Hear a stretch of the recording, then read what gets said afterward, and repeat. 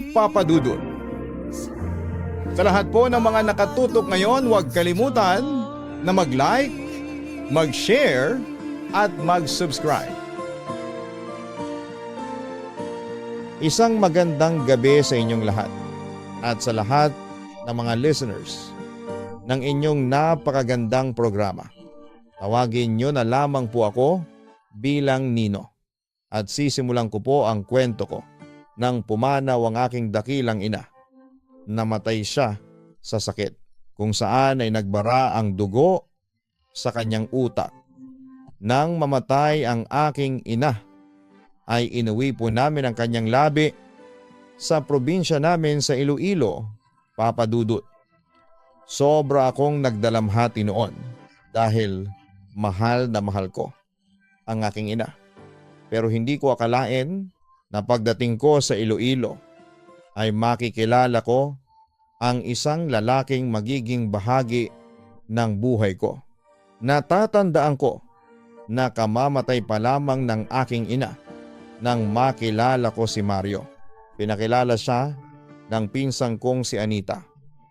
Papa Dudut, aaminin kong huminto ang mundo ko noong mga sandaling iyon na wala sa isipan ko na nagluluksa ako sa pagkamatay ng nanay ko.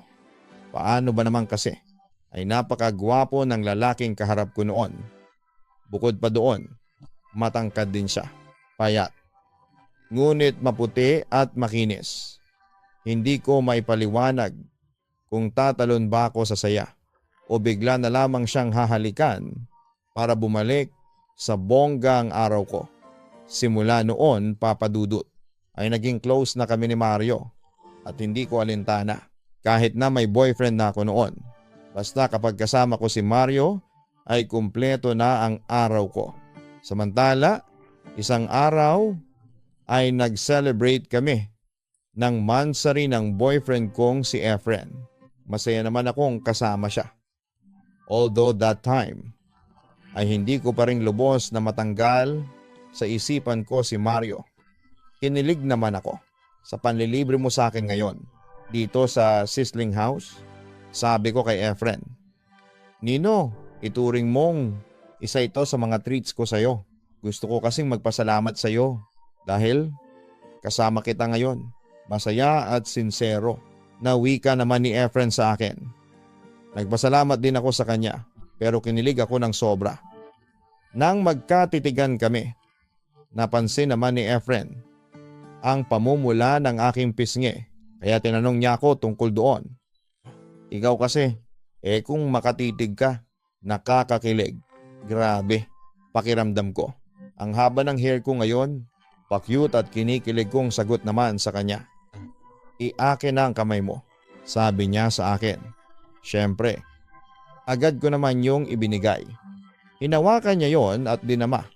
In fairness, proud ako sa lambot ng aking kamay dahil kahit natambak ako ng gawaing bahay ay hindi ko nakakalimutang i-moisturize ang aking balat gamit ang lotion.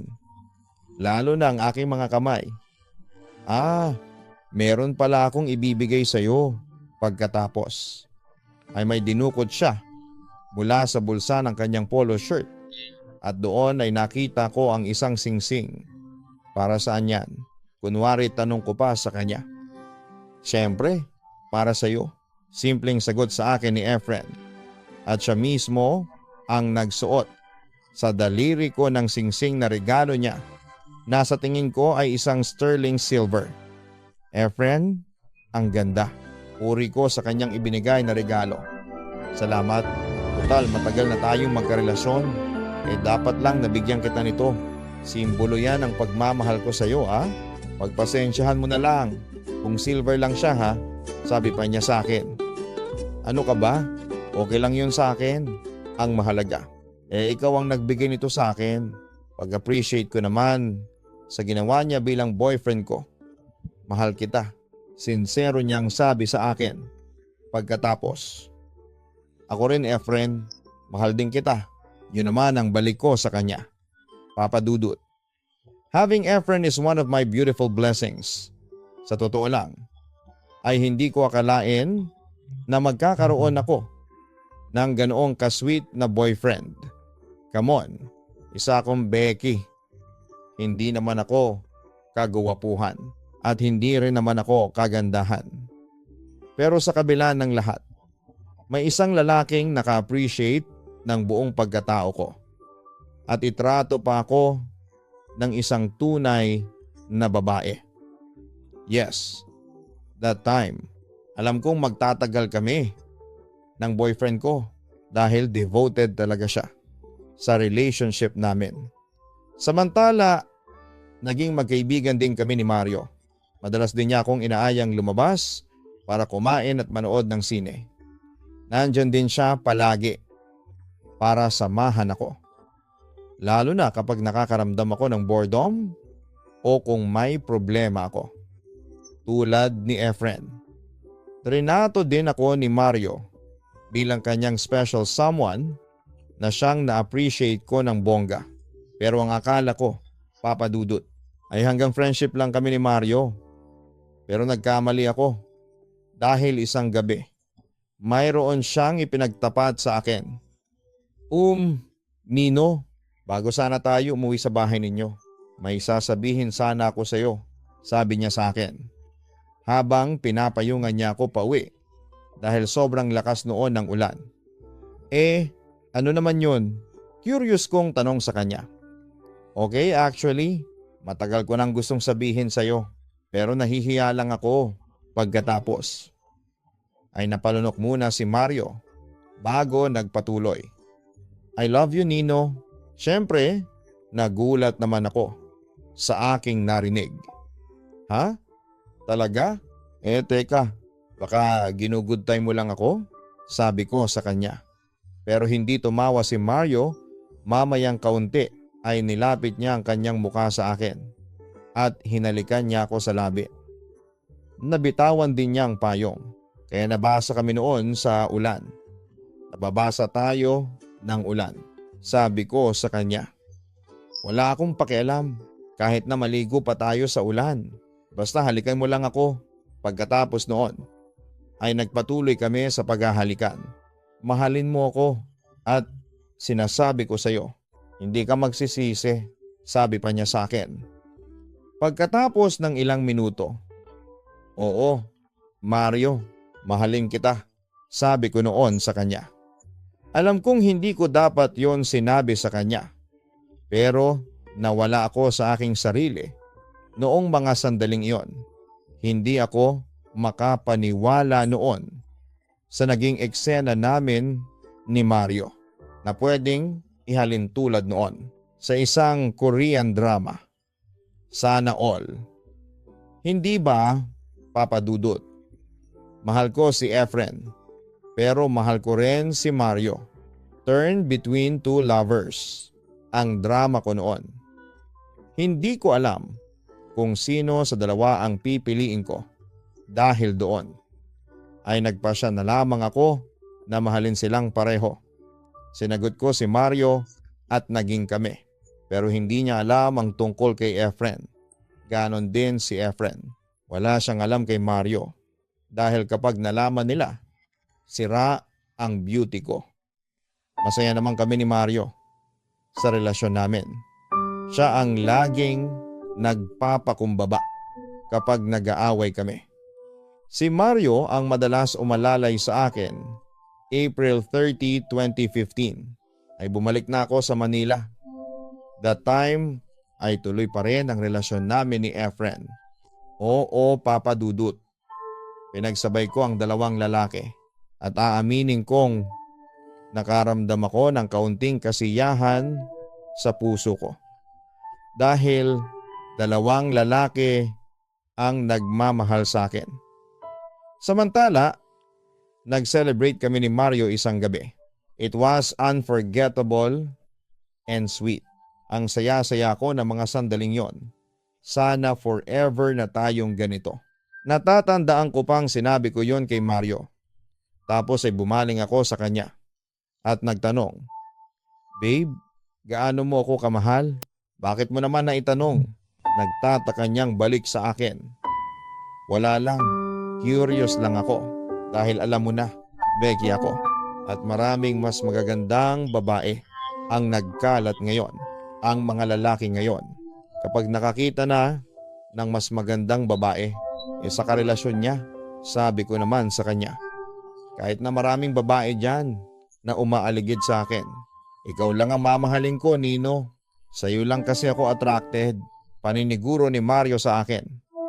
Hindi ko naman mapigilan noon ang kilig sa puso ko. Talaga? Ano naman ang nakita mo sa akin? Tanong ko pa sa kanya. Siyempre, lahat ng hinahanap ko sa isang karelasyon ay nasa sayo na. Kaya nga hindi ko kayang mawala ka pa sa akin dahil parte ka na ng buhay ko. Kapag nawala ka, kulang na. Hindi na ako mabuo, sabi niya sa akin. Ako naman, kinilig. Napakabit sa akin, Mario. Alam mo, dahil sa'yo. Kung hindi ka dumating sa buhay ko, siguro devastated pa rin ako sa pagkamatay ni Mama. Ikaw ang nagpapasaya sa akin, Mario. Yun pa ang sabi ko sa kanya.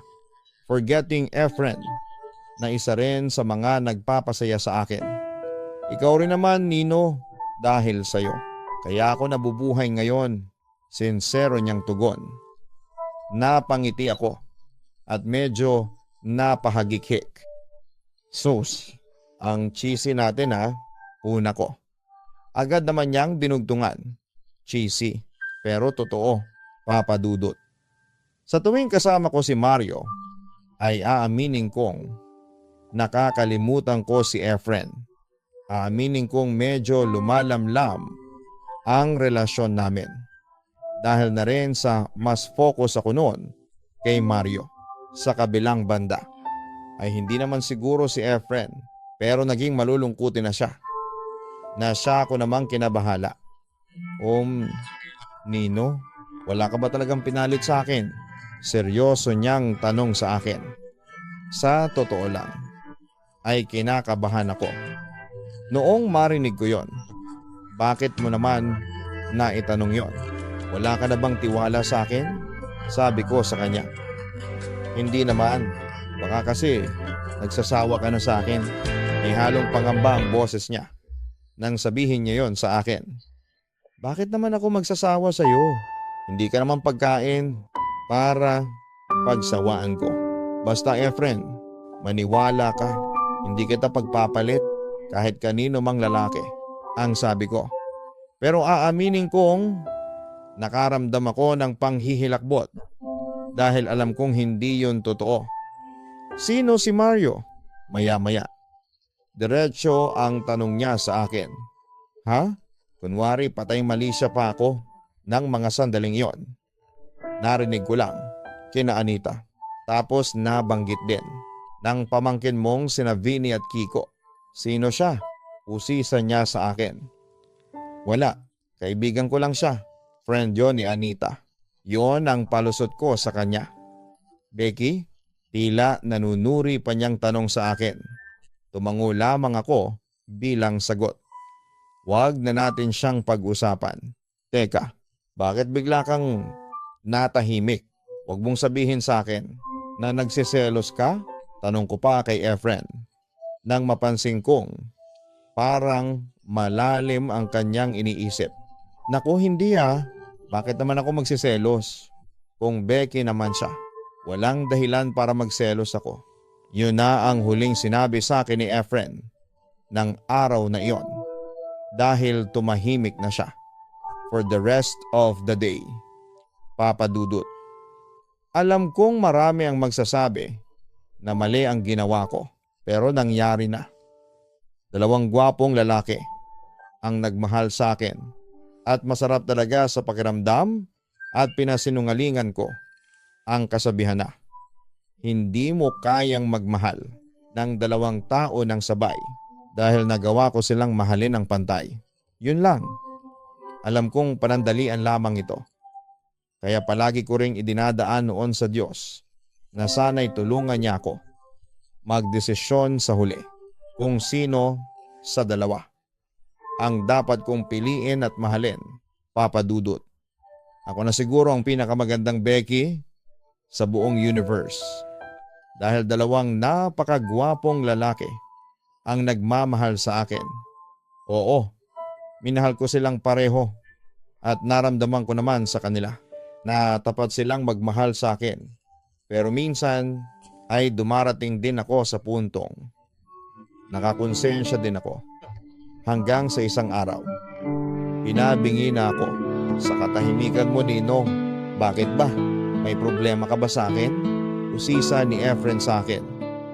Huminga lamang ako ng malalim ng mga oras na yon. Ano? May nagawa ba akong kasalanan? Kaya parang hindi mo ako pinapansin? Nag-aalala niyang tanong sa akin. Mahal mo ba talaga ako? Diretso kong tanong sa aking boyfriend. Mahal kita, Nino. Ilang beses ko nang sinabi yan sa'yo. Teka, bakit mo ba madalas tanungin? Yan sa akin ha? Nag-aalinlangan ka ba sa pagmamahal ko sa'yo? Kung nag-aalinlangan ka, ibig sabihin wala kang tiwala sa akin? At kung wala kang tiwala sa akin, ibig sabihin hindi mo talaga ako mahal? Paniniguro ni Efren sa akin. Lalo naman akong inusig ng aking konsensya. Napakabait mo kasi, masyado sa akin. At dahil sa sobrang kabaitan mo, kaya nag-guilty tuloy ako. Bakit naman? Usisa niya. Sa puntong yon, ay hindi ko na napigilang umiyak. Efren, sorry. Sorry dahil niloko kita. Nagulat at naguluhan naman siya sa aking sinabi. Niloko? Paanong niloko? May iba pa akong karelasyon bukod sa iyo, pag-amin ko sa kanya. Sa puntong yon, ay nagalit na sa akin si Efren. Saan? At bakit? Bakit mo naman ginawa sa akin to? Patawarin mo ako. Hindi ko sinasadya. Hindi ko akalain na mauuwi kami sa ganon. Confused ako, Nino. Sino yung lalaking karelasyon mo? Seryoso niyang tanong sa akin. Kilala mo siya. So ibig sabihin, hindi mo lang siya kaibigan na si Mario, kundi karelasyon mo pa? May galit na sabi niya sa akin. Naging kami ni Mario pagkamatay ni Mama. Hindi ko mapigilan ang sarili ko. Pag-amin ko pa sa kanya. Bakit mo naman nagawa yun ha? Hindi ka pa ba satisfied sa akin? Kulang pa ba ang mga pagmamahal na ibinibigay ko sa iyo? Nino, hindi naman kita niloko. Minahal kita ng tapat. Bakit mo ginawa sa akin to? Sa puntong yon, ay naiyak na si Efren. Mahal mo pa ba ako? Oo, sagot ko sa kanya. Si Mario, gaano mo siya kamahal? Mas mahal mo ba siya kaysa sa akin? Tanong pa niya sa akin noon. Ewan ko, naguguluhan ako, Efren. Tugon ko. Mamili ka sa aming dalawa ng lalaking yon. Ako o si Mario? Insist niya sa akin. Ikaw, Efren. Ikaw ang pipiliin ko. Bigla kong nasabi. Talaga? Nag-aalinlang ang tanong niya sa akin. Oo, maniwala ka sa akin. Pagagaanin mo. Hiwalayan mo na. Yang lalaking yan, Nino. Ayaw ko na may kahati sa'yo. Gusto ko, ako lang ang mahal mo. Nagkakaintindihan ba tayo? Tumango ako bilang sagot. Oo, hihiwalayan ko na si Mario para sa'yo, Papa Dudut. Si Efren ang pinili ko. Kahit na mas tinitibok ng puso ko noon, si Mario. Agad naman akong nakipaghiwalay noon kay Mario at sobra siyang nasaktan. Lalo na nang malaman niyang naging two-timer ako. Samantala, nagpatuloy ang relasyon namin ni Efren. Nung una, ay okay ang lahat. Akala ko ay tapos na ang lahat ng pagsubok. Pero nagkamali ako dahil isang araw. Nino, aaminin sana ako sa iyo, panimula ni Efren sa akin. Pagkatapos niya akong ihatid sa bahay, napatingin naman ako sa kanya at medyo kinakabahan. Ano yun? Sige, sabihin mo sa akin. Alam ko, sa ilang buwang pagsasama natin, hindi ko maitatanggi na minahal mo ako. Yun nga lang, nakukonsensya ako dahil hindi ko maibigay sa iyo ng buo ang pagmamahal ko. May pagtatapat ako sa iyo, Nino. May iba na akong mahal. Pag-amin ni Efren sa akin. Nagulat at nanlumo naman ako sa aking narinig. Ha? Anong sabi mo, Efren? Huwag ka namang magbiro ng ganyan, sabi ko sa kanya. Pero walang nagbago sa reaksyon ni Efren. Hindi ako nagbibiro. Nagkamali ako sa mga naramdaman ko. Oo, inakala ko. Ikaw lang ang mamahalin ko. Pero noong nakita ko siya, I just realized na mahal ko siya. Mas mahal ko siya kaysa sayo. Sino siya? Babae ba? Lalaki? Ano? Hysterical kong tanong sa kanya. Hindi mo na dapat pang malaman. Masasaktan ka lang? Malungkot na sagot ni Efren sa akin. Tila ba nakokonsensya din siya sa ginawa niya sa akin. Pero sabi mo sa akin, mahal mo ako. Paalala ko sa kanya. Oo, pero dati yun, paglinaw niya sa akin. Sa pagkakataong iyon, ay hindi ko na napigilan ng pag-iyak sa harapan niya. Efren, pakiusap naman. Huwag mo namang gawin sa akin to. I'm sorry, pero kailangan ko talagang pumili sa inyong dalawa. At siya ang pipiliin ko. Pagtatapat pa ng boyfriend ko sa akin. Samantala, nagmakaawa na ako sa kanya. Efren naman, maawa ka naman sa akin. Pinili kita. Kaya ko hiniwalayan si Mario. Dahil mahal kita, Efren.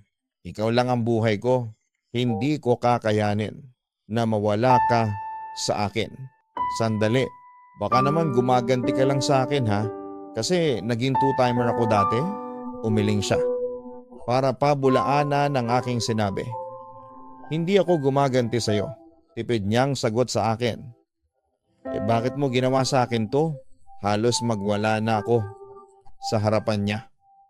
Patawarin mo ko, Nino. Pero simula ngayon, hiwalay na tayo. Pagkatapos noon, ay hinalikan niya ako sa huling pagkakataon bago umalis. At iniwan akong mag-isa. Papa Dudut.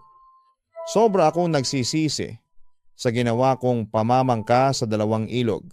At dahil nawala na sa akin si Efren, ay sinubukan kong makalimot. Nag-try din akong bumalik kay Mario. Baka sakaling magsimula ulit kami. Pero mukhang nahuli na ako. Dahil isang araw ay inamin niya sa akin ang katotohanan. Pasensya na, Nino, pero hindi na tayo pwede. Pagtatapat ni Mario sa akin. Pero bakit? Halos manlumo ako ng mga sandaling yon. Dahil may iba na akong mahal. Nagulat naman ako sa pag-amin ni Mario. Ha? May iba ka ng mahal? Babae ba o lalaki? Hindi na mahalaga kung ano man ang kasarian niya. Basta siya na ang mahal ko. Siya na ang mahal ko ngayon at nakalimutan na kita. Diretso ang sabi niya sa akin. Mario, wala na ba talagang pag-asa? Muli kong tanong sa kanya. Nagbabaka sakaling magbago pa ang kanyang isipan. Wala na talagang pag-asang. Maghintay ulit, Nino. Sorry, pero matagal na tayong tapos. Pasensya na. Huwag kang mag-alala. Pinapatawad na kita. Pot, sa mga nagawa mong kasalanan sa akin. Pero hanggang dito na lang tayo. Seryoso niyang sagot sa akin. Sa puntong yon, ay narealize ko na wala na talaga kaming pag-asa. Sige, maging masaya ka na sa piling ng bago mong mahal. Yun na lamang ang tangi kong sinabi sa kanya.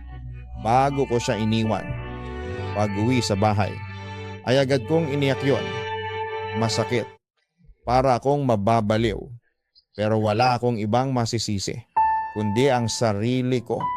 In the first place, karma ito sa akin. Sa pamamangka sa dalawang ilog. At doon na nga natapos ang kalokohan ko. Dahil sa ginawa ko. Dalawang lalaking mahal ko ang nawala sa akin. Sobra akong nasaktan. Dahil mahal ko ang dalawang lalaking iyon.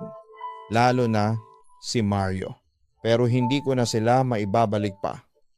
Dahil nasira na ang tiwala nila sa akin. Sa ngayon, Papa Dudut, ay graduate na ako ng senior high school noong 2019 sa Quezon City Academy.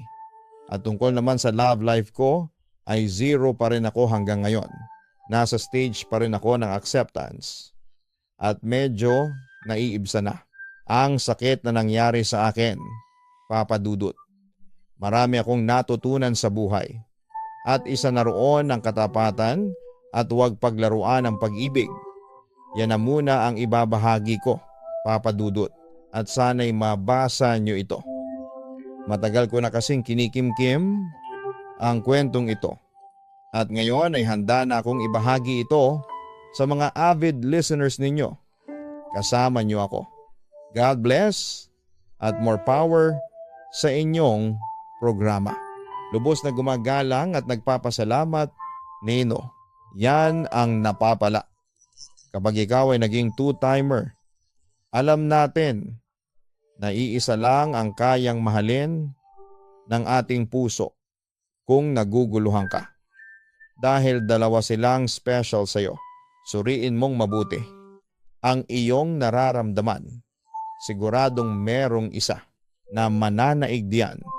Huwag nating paglaruan ang pag-ibig dahil ang kadalasang resulta nito ay sa sakit at pagdadalamhati tulad ng nangyari kay Nino. Hindi na kontento sa isa, pinagsabay pa niya ang dalawang lalaki. In the end ay iniwan din siya nito.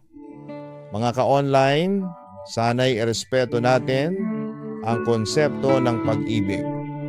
Kung magmamahal ka, isa lang. At siguraduhin mong handa kang panindigan ang iyong pagmamahal sa kanya. Dahil kapag naghanap ka ng ikalawa, ibig sabihin lamang noon ay hindi pagmamahal ang hanap mo, kundi init lamang ng katawan para kay Nino. Sana'y maging aral ito sa iyo. Anyway, maraming salamat sa pagbabahagi mo ng iyong kwento sa aming himpilan. God bless sa iyo.